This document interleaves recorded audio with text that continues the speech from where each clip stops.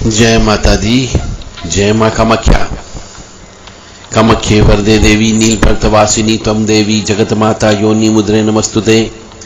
कामाख्ये काम संपन्ने कामेश्वरी हर प्रिये काम नाम देहि मैं नित्यम कामेश्वरी नमस्तुते। काम दे काम रूपस्ते सुभगे सुर सेविते करोमि दर्शन देव्यं सर कामार सिद्धियेत्। ओम महेशानी महामाये चामुंडे मुंडमालिनी आयु आरोग्य ऐश्वर्य देहि मैं देवी परमेश्वरी। ओम जयंती मंगला काली भद्रकाली कपालिनी दुर्गा क्षमा शिवा दात्री स्वाहा सदा नमस्तुते।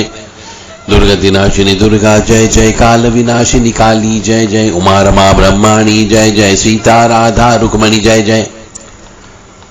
ओम त्र्यंबकं यजामहे सुगंधिं पुष्टिवर्धनम् उर्वारुक्मिणी वंदनान् मृत्योर्मुक्षीयमामृतात्। ओम हम शम नम गम फम सम घम महाकाल भैरवाय नमः। देव राधा ट्रस्ट की तरफ से सत्यवाणी की प्रस्तुति। घरों में पितरों की तस्वीरें नहीं लगाना चाहिए, आज इस पर चर्चा होगी। क्योंकि यदि आप पितरों की तस्वीरों को घर में लगाते हो तो आप ये मान करके चलिए कि पितरों को आप रोज याद कर रहे हो। और पितरों को याद करने का मतलब है रोजाना आप प्रेतों को याद करते हो। और जब प्रेतों को याद करोगे तो प्रेत आपके घर में अवश्य आएंगे। आप पितरों की तस्वीरों के सामने रोजाना दीपक लगाओगे, अगरबत्ती लगाओगे या फूल माला चढ़ाओगे तो आप प्रेतों को पूज रहे हो, भगवान को नहीं पूज रहे हो। और जहां पर प्रेतों को पूजा जाता है वहां पर भगवान का वास नहीं होता है, क्योंकि प्रेत एक अलग अस्तित्व है और ईश्वर का अस्तित्व अलग है। तो प्रेतों की पूजा नहीं करना चाहिए, ऐसा शास्त्र कहता है।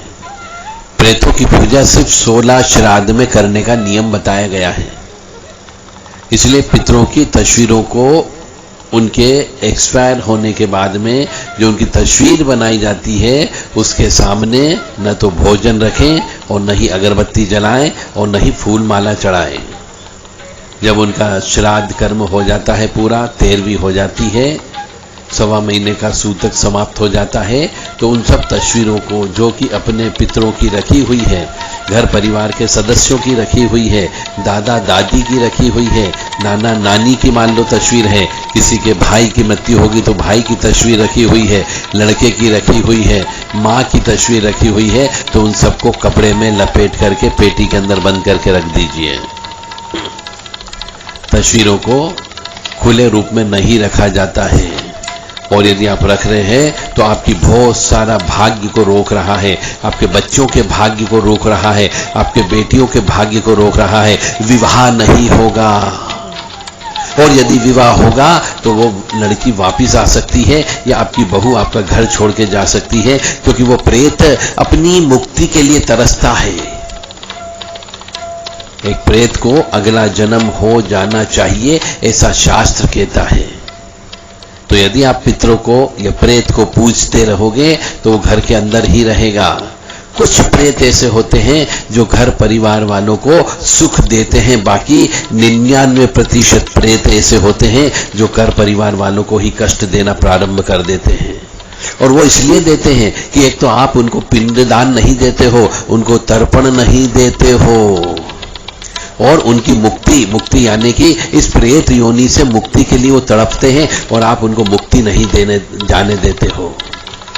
उसका अगला जन्म के लिए उसकी फाइल, उसके कर्मों का लेखा जोखा अगले जन्म के लिए प्रोसीड हो जाना चाहिए, परंतु आप बार बार उसको याद करके रोकने का प्रयास करते हो।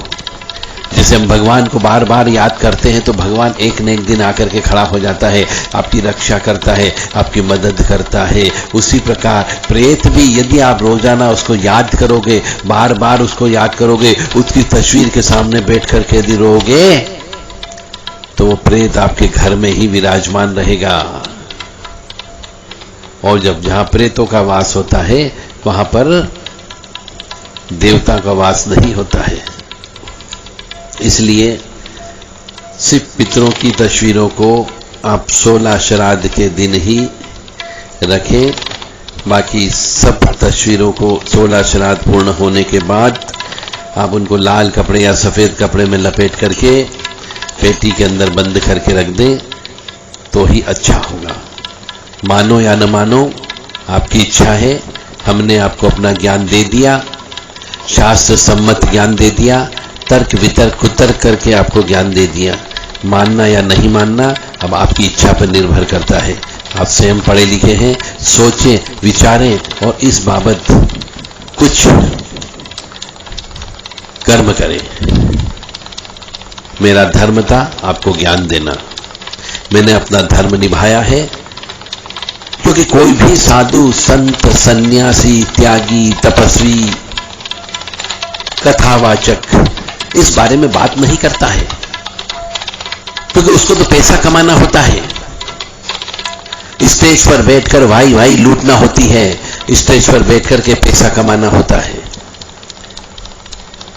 इसलिए आप सभी से मेरा विनम्र निवेदन है कि आप किसी अच्छे ज्योतिषाचार्य से, अच्छे शास्त्री से, अच्छे विद्वान जन से जो शास्त्रों का ज्ञान रखता हो, पुराणों का ज्ञान रखता हो, वेदों का ज्ञान रखता हो, उनसे इस बाबत अवश्य चर्चा करें। और आप खुद सोचें ना, यदि आप प्रेत को बार बार याद करोगे, किसी भी आत्मा को बार बार याद करोगे, तो वो आत्मा से तार आपके अवश्य जुड़ेंगे, और आपके तार अवश्य जुड़ेंगे तो वो तार, वो आत्मा, अदृश्य आत्मा आपके घर के अंदर अवश्य आएगी, क्योंकि आप याद कर रहे हो उसको।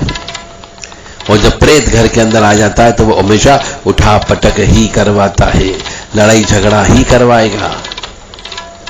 इसलिए सिर्फ 16 श्राद्ध में ही पितरों की तस्वीरों की पूजा करें, पटा भरे, उनके नाम से जो भी दान धर्म आपको निकालना हो निकालें, परंतु 16 श्राद्ध के बाद, सर्व पितृ मोक्ष अमावस्या के बाद में उन तस्वीरों को लपेट करके रख दें, फिर अगले साल ही उनको बाहर निकालें।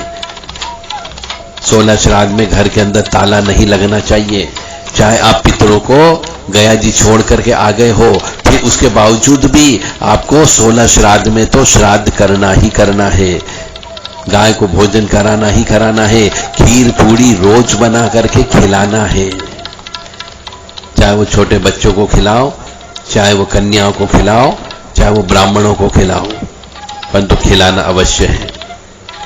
कौवों को चावल घी शक्कर मिला करके अवश्य खिलाएं, कौवों को पूड़ी अवश्य खिलाएं, ताकि पितृ शांत हो सके।